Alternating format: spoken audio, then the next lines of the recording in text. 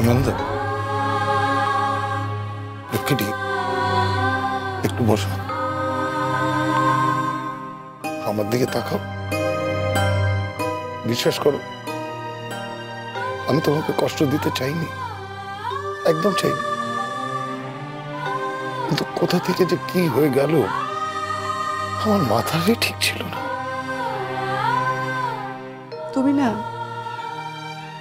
তুমি চিৎকার করো, আমার উপর রাগ করো, শাসন করো, আমি মানতে পারবো, কিন্তু এমন কিছু করো না যার সাথে আমি পরিচিতই নই,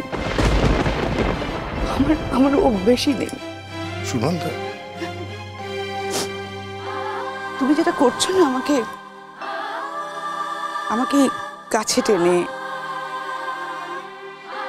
আমাকে ভালোবাসতে এসো না। আমি তোমার পায়ে পড়ছি। সুনন্দা, তুমি আমাকে মিথ্যে স্বপ্ন দেখিও না প্লিজ, যেটা তুমি কোনোদিন পারোনি আর পারবেও না। তুমি এইভাবে আমাকে বলতে পারছো? পারছি, আমাকে পারতে হচ্ছে। আমি, সোম আর দিয়া, আমাদের তিনজনের একটা জগৎ তৈরি হয়ে গেছে, যেখানে তুমি আমাদের কাছে দুঃস্বপ্ন। তোমার নিজের জগৎ আছে যেখানে আমরা কেউ নেই, কেউ না। আমি আমার ছেলে মেয়েকে ছোট্ট থেকে শিখিয়েছি, বাবা ব্যস্ত, বাবাকে বিরক্ত করতে নেই, শরীর খারাপ হলে, অসুখ করলে ছোটকা যাবে ডাক্তারের কাছে, স্কুল কলেজ জেঠুমনি সামলাবে, বাকি আর যা যা লাগবে সব দাদা সামলে দেবে, এই তো জেনে এসছে। আর এগুলো না কোনোভাবে নিও না, এগুলো আমার অভিযোগ নয়, সত্যি। তুমি ঘুমিয়ে পড়ো প্লিজ। সোম, সোম, সোম, ও ঠিক চলে আসবে।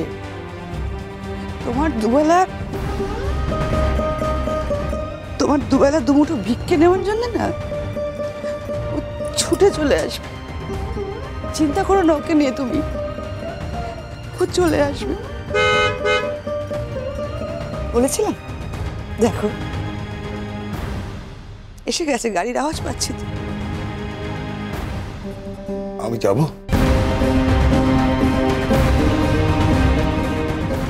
তোমায় মানায়? মানায় না, না।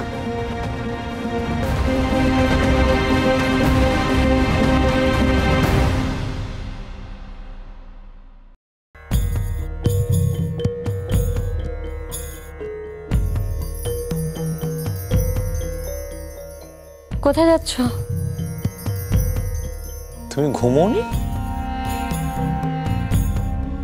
আমি জিজ্ঞেস করলাম কোথায় যাচ্ছ? ওই সোম বাড়ি ফিরলো তো। ইন্দ্র, সোম তোমার ছোট ভাই, তুমি ওর বড় দাদা, সারাক্ষণ ওর চামচাগিরি কি করে করো? আমার ভাই কনসার্ন, আমি চিন্তিত তার জন্য। চামচাগিরি কেন হবে? না, ও আমারও ভাইয়ের মতো, আমি ওর ভালোই চাই, কিন্তু তাই বলে তোমার মতো সারাক্ষণ।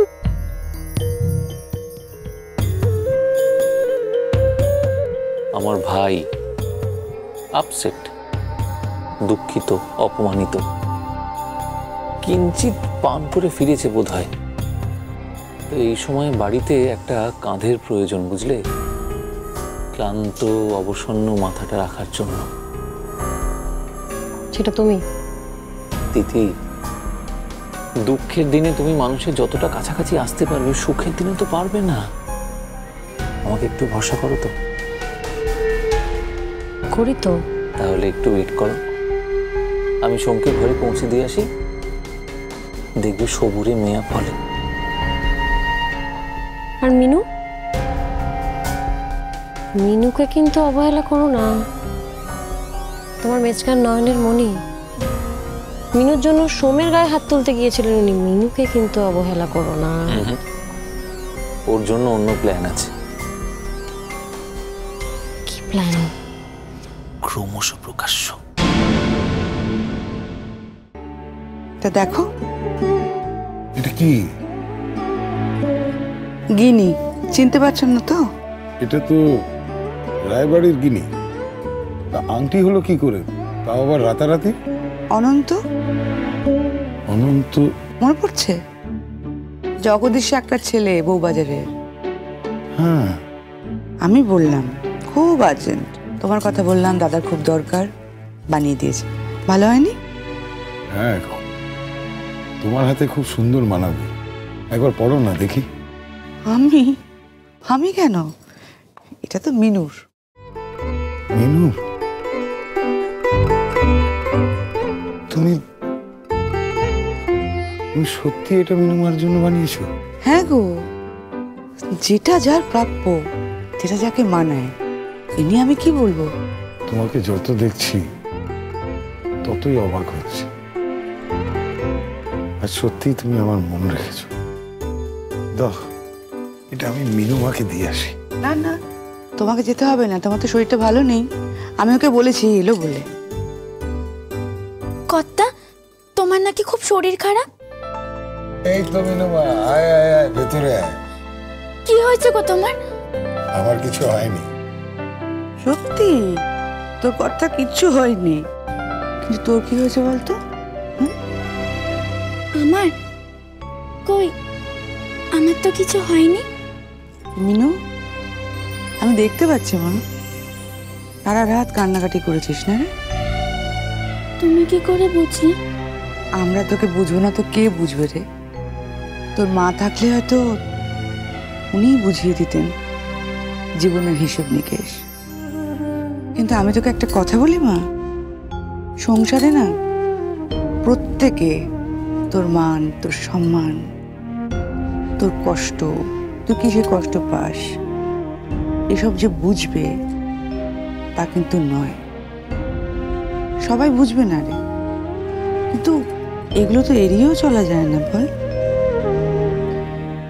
কাল ইন্দ্রদাদা যেটা করেছে সেটা হয়তো ইচ্ছে করে করেনি, কিন্তু করে তো ফেলেছে। সেটা মনে ধরে রাখিস না কেন? না না, কাল রাতের বেলা একটু কান্নাকাটি করেছি, কিন্তু এখন সব ভুলে গেছি।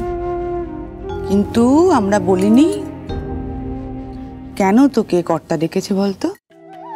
কেন? চোখটা বন্ধ কর,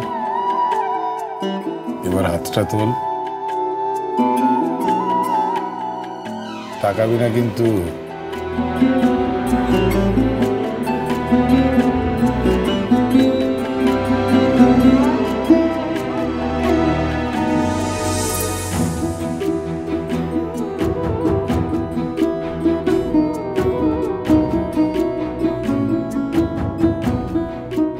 কর্তা,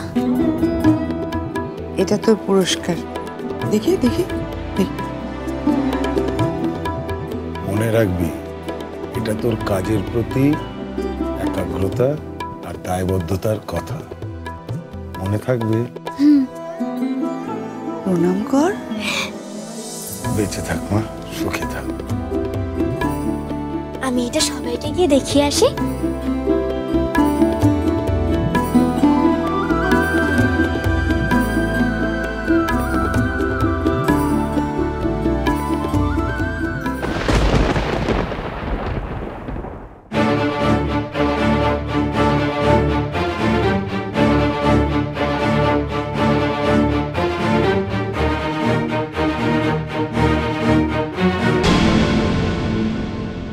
ওয়ার্কশপ থেকে যখন ওয়ার্কাররা পাল বাড়িতে ঢোকে তাদের এন্ট্রি বড় জোর ওই বসার ঘর পর্যন্ত।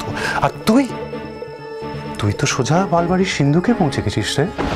যেদিন তোর সামনে ঢাল হয়ে আমার বাবা আর দাঁড়িয়ে থাকবে না, সেদিন আমি তোকে বোঝাবো কত ধানে কত চাল। বাজলো তোমার আলোর